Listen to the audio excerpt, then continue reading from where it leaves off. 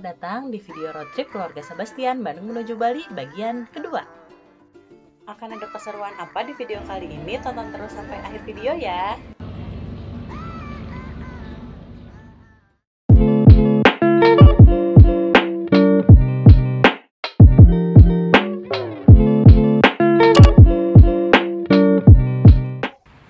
Sekarang aku udah sampai di rest area kilometer 456. Kalau di video sebelumnya aku baru sampai di rest area ini. Nah, di video kali ini aku mau nunjukin fasilitas apa aja sih yang ada di dalam sini. Buat teman-teman yang belum nonton video road trip keluarga Sebastian bagian pertama, boleh banget ditonton ya. Linknya ada di description box. Oke, lanjut ke nge-review fasilitas apa aja sih yang ada di sini. Yang pertama adalah kamar mandi dan musola. Nah, tujuan kita buat istirahat di sini kan mau sholat maghrib dan lanjut sholat isya. Jadi yang pertama kita tuju adalah musolanya. Sebelum ke musola, kita semua nyobain dulu nih ke kamar mandinya, karena kan biasanya rest area tuh kamar mandinya suka kurang bersih apa gimana ya. Nah, di sini kamar mandinya tuh bersih banget dan biliknya ada banyak. Lanjut ke musola. Musolanya juga nyaman kok. Ada lengkap fasilitasnya di dalamnya, ada mukena dan ada sarung lain sebagainya. Udah gitu di sini tuh banyak banget pilihan makanannya. Ada lift juga. Ini sih yang keren karena liftnya tuh bagus kayak lift di mall-mall gitu. Nah, aku cobain liftnya buat naik ke lantai 2. Karena di lantai 2 itu ada food court. Kalau di bawah kan restoran-restoran gitu dan ada tenan kayak baju, aksesoris yang kayak gitu-gitu ya. Di lantai 2 itu khusus food court. Selain food court, di lantai 2 juga ada jembatan yang hubungin antara rest area di sebelah kiri dan kanan jalan. Tadinya tuh niatnya kesini mau nyobain ke rest area yang di seberang, tapi sayang banget karena si jembatannya lagi dibenerin, jadi kita nggak bisa lewat. Karena nggak bisa nyobain ke rest area yang di seberang, akhirnya kita mutusin buat makan malam di sini aja.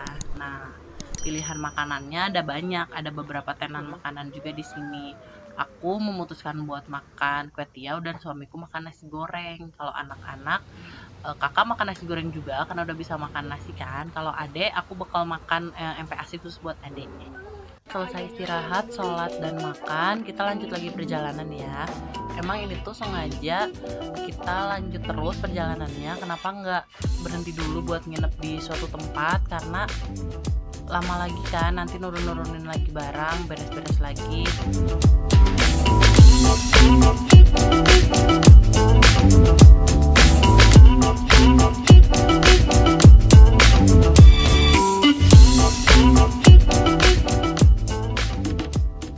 Jadi kita memutuskan buat lanjut jalan aja. Nah, ini kita lagi berhenti di rest area kilometer 725A buat isi bensin yang ketiga. Kita isi bensin di full tankin lagi ya. Oke, isi bensin yang ketiga habisnya sekitar 189.000. Selesai isi bensin, kita langsung lanjutin perjalanan menyusuri jalan tol. Pokoknya ini dari Cirebon tadi kita menyusuri jalan tol sepanjang jalan tol itu sampai nanti keluar di Probolinggo Timur. Nah, saat ini kita menuju ke gerbang tol Banyumanik dulu. Nanti setelah keluar dari gerbang tol Banyumanik, baru kita lanjut lagi masuk jalan tol dan terakhir keluar di Probolinggo Timur. Itu kan perjalanan malam dan melintasi jalan tol terus-terusan kita. Jadi saran dari aku buat tips juga buat yang mau road trip dan jalan malam kayak aku ini, baiknya itu sedia banyak banget makanan di dalam mobil. Meskipun tadi kita ada istirahat di rest area, tapi kan tetap aja nanti selama di jalan kita bisa lapar lagi. Jadi buat jaga-jaga, baiknya sih bekal makanan-makanan cemilan. Kalau mau bekal makanan berat juga nggak apa-apa sih, biar di jalan itu nggak bosen dan nggak kelaparan juga. Karena kan kita ketemu rest areanya jarang-jarang.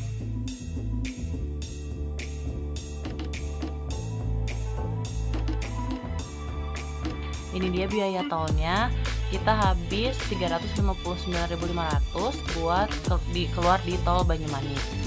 Setelah ini kita lanjut lagi masuk jalan tol dan menuju ke gerbang tol Probolinggo Timur. Nanti setelah keluar dari Probolinggo Timur, kita lanjut di jalan biasa. Jadi kita menyusuri jalan Pantura.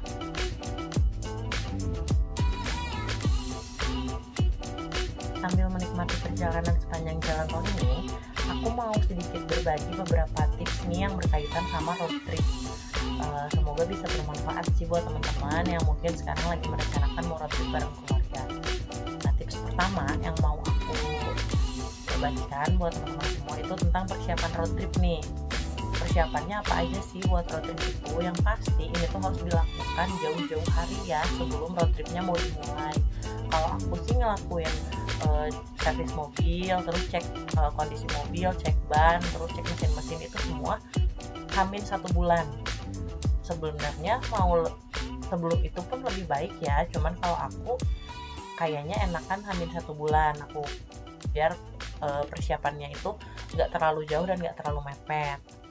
Nah, setelah kondisi mobil udah dipastikan oke nih, udah siap buat perjalanan jauh, lanjut ke persiapan kesehatan kitanya yang mau jalan ikut road trip nih. Apalagi kayak aku bawa bayi dan bawa 1 orang anak kecil. Yang harus diperhatiin itu adalah kondisi badan, kesehatan kita semua. Apalagi sekarang lagi pandemi COVID-19. Aku sama suami pastiin kita udah vaksin lengkap, vaksin booster juga. Nah, buat anak-anak, aku tambahin vaksin influenza.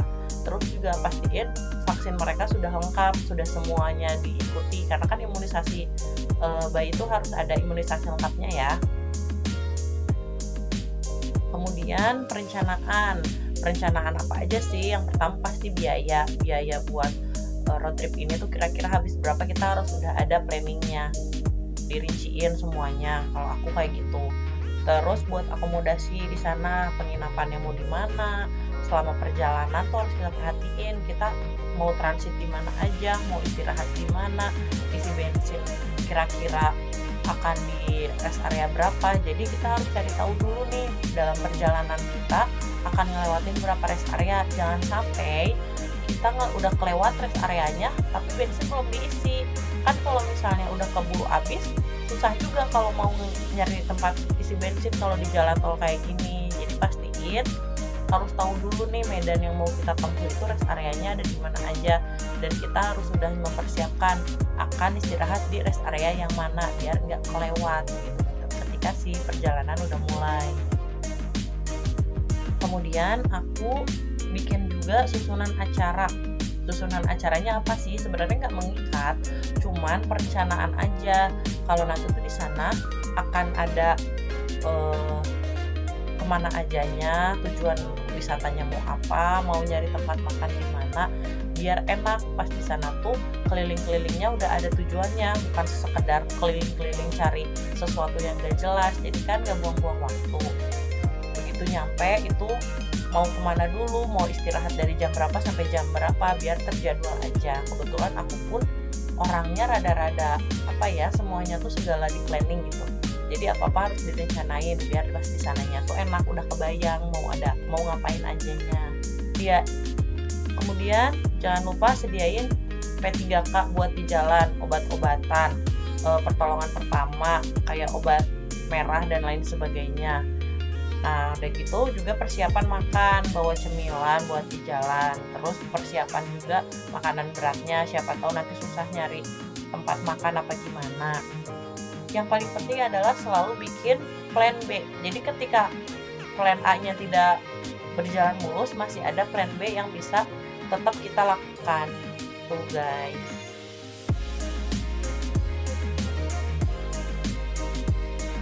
Nah, ini udah keluar di gerbang tol Probolinggo Timur. Ini gerbang tol terakhir, karena setelah ini kita nggak masuk jalan tol lagi, menyusuri jalan raya biasa buat selanjutnya masuk ke pelabuhan buat nyebrang ke Pulau Bali.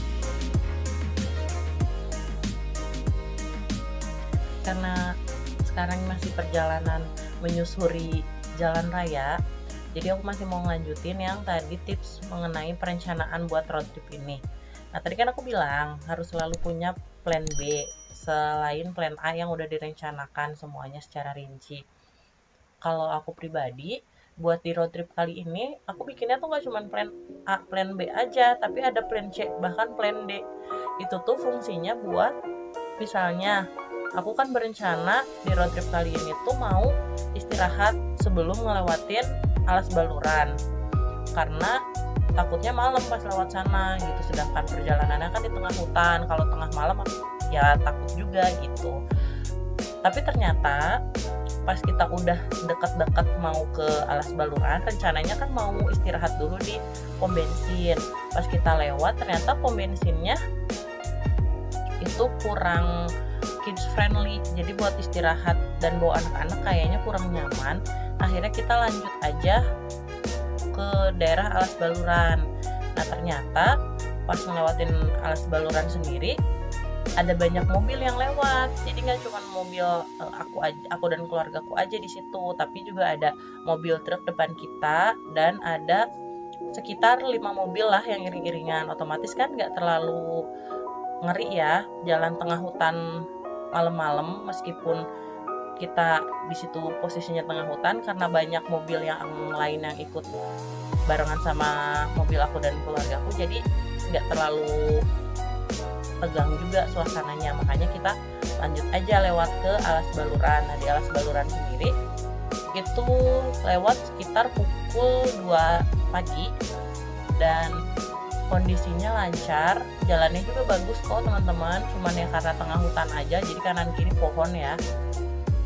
Karena jalannya bagus, perjalanannya nggak macet, mobil iring-iringan, tapi agak majunya nggak terlalu ngebut ya, karena paling depannya itu mobil truk besar, kita 5 mobil di belakangnya iring-iringan, otomatis jalan yang waktu tempuhnya itu jadi agak lama memang.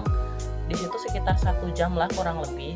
Cuman setelah ngelewatin si Alas Baluran, lanjut lagi ke jalan raya biasa, kita mulai agak tancap gas lagi karena udah mulai nyusul si mobil truk yang tadi kita iring-iringan di sana. Nah mulai dari situ ya udah dia lancar lagi perjalanannya, cepet lagi tuh.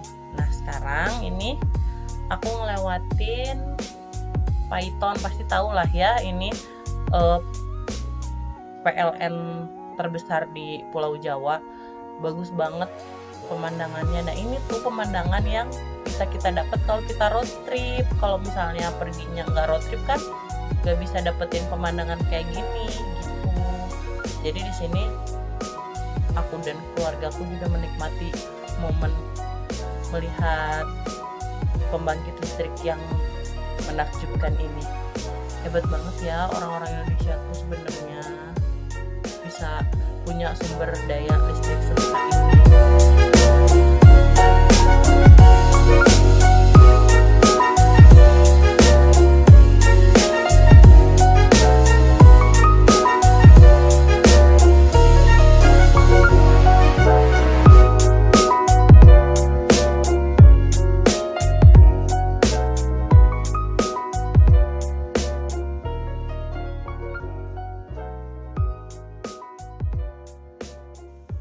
Setelah ngelewatin daerah Paiton tadi, kita lanjut jalan lagi nih. Memang nggak istirahat karena udah mau subuh juga. Kita ngejar mau sholat subuh di daerah Banyuwangi. Makanya sambil menikmati perjalanan, mulai santai sih, nggak terburu-buru lagi perjalanannya. Ya jalan santai aja karena mau ke daerah Banyuwangi sambil nyari masjid di sana biar enak buat sekalian istirahat, bersih-bersih juga, dan bisa menikmati matahari terbit lah dari situ, karena udah mulai kelihatan pantai-pantainya kan kalau masuk dari daerah Banyuwangi. Nyampe Banyuwangi itu pas banget azan subuh. Cari tempat berhenti di masjid, alhamdulillah nemu masjid yang lumayan besar, cuman memang nggak sempat kita abadikan karena udah keburu habis baterai handphone kita semua. Akhirnya di sana cuman fokus sholat aja dan bersih-bersih sih, karena kamar mandinya pun enak banget, bersih di sana. Istirahat dulu sebentar sampai jam 6-an, sampai agak terang baru kita mulai lanjut jalan lagi menuju ke penyeberangan penyeberangan.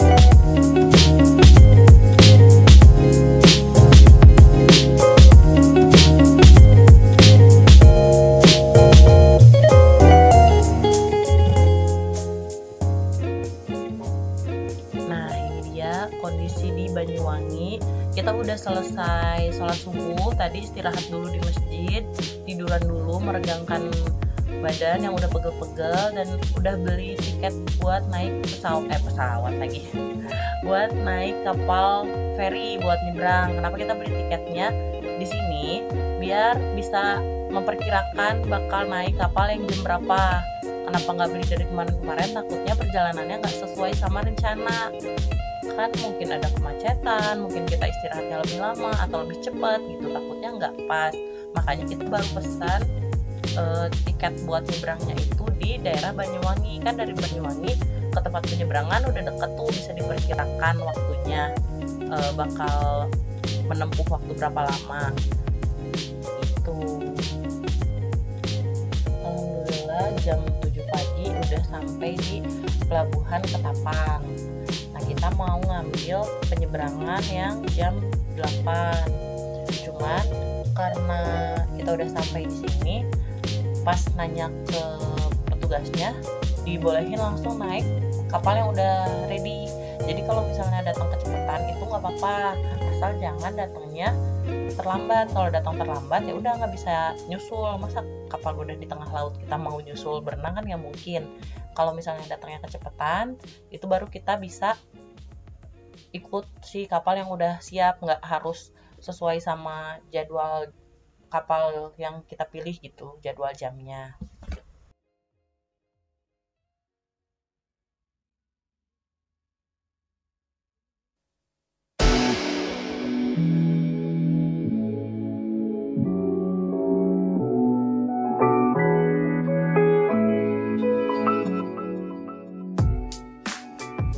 Buat informasi juga nih, informasi tambahan, aku beli tiket penyeberangannya itu di aplikasi Verizi. Nih aku liatin ya aplikasinya.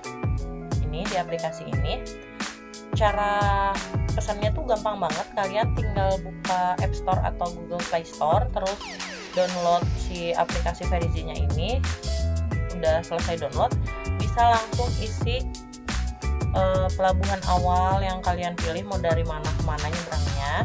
Kan buat pergi tuh sekarang dari Ketapang menuju Gilimanuk ya. Jadi pelabuhan awalnya Ketapang, pelabuhan tujuannya itu Gilimanuk.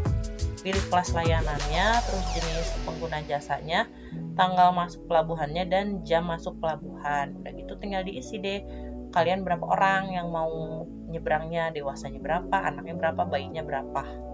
Seperti itu. Lanjut ke pembayaran. Gampang kok, bayarnya pun bisa pakai transfer bank, pakai M-Banking. Jadi makanya tadi aku beli di pas udah dekat pelabuhan pun nggak repot gitu. Sebenarnya dekat sebelum penyeberangan tuh, sebelum pelabuhan ini banyak juga sih penyedia jasa yang jual tiket buat nyebrang. Cuman kan biasanya ada tambahan jasa ya.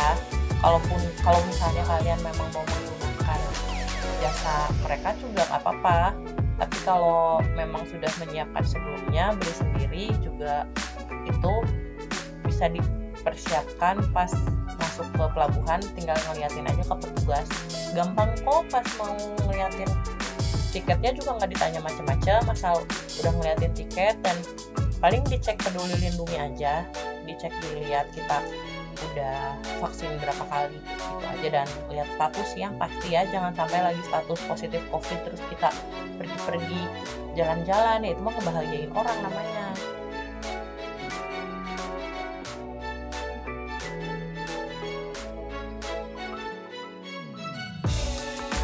Sebenarnya pas masuk ke pelabuhan tuh kan belum jadwal nyebrang sesuai di tiket aku ya, tapi sama petugasnya dibolehin masuk, soalnya si kapal ferinya pun masih kosong. Nah ini udah mulai masuk nih, masuk ke kapal feri. Mau parkir dulu, dicariin tempat parkir kok sama petugas di dalamnya, jadi jangan takut nanti nggak kebagian parkir, soalnya diarahin semuanya. Mobil gede, mobil kecil tuh dibantuin nyusulnya gitu sama mereka, diarahin, bukan dibantuin nyusul ditaruh satu-satu ya. Jadi tetap supirnya ada di dalam, tapi diarahin sama tugas di dalam kapal buat parkirnya biar enak, biar posisinya pas. Nah pas baru masuk ke kapal itu sebelum parkir, penumpang yang di dalam mobilnya turun dulu semua biar yang parkirnya enak nanti pas turun kan, karena posisinya dempet-dempetan tuh antar mobil, dipas-pasin gitu, takutnya pas udah enak parkirnya mau turun susah. Terus kenapa penumpang dalam mobilnya harus turun ke kapal? Ini itu adalah prosedur keselamatan buat penyeberangan di dalam kapal feri. Kalau misalnya kita mau tetap kekeh diam di dalam mobil, pahit-pahitnya nih si kapal ferinya tenggelam atau apa, kan kita sulit menyelamatkan diri. Itu maksudnya itu, kalau misalnya kita turun dan nunggu di tempat, di dalam tempat menunggunya lah ya, di dalam kapal, di kursi-kursinya, kan itu di dekat-dekat situ ada pelampung. Jadi kalau misalnya ada kejadian tidak terduga, itu kita bisa langsung ambil pelampung. Itu kalau misalnya kita nunggu di dalam mobil kan repot. Mau keluar mobilnya dulu aja susah, orang parkirnya dempet-dempetan, apalagi dempet-dempetannya sama mobil-mobil gede, ada truk, ada bis gitu yang masuk ke situnya. Makanya biar aman, udah deh turun aja, nunggu di atas kapal ferinya.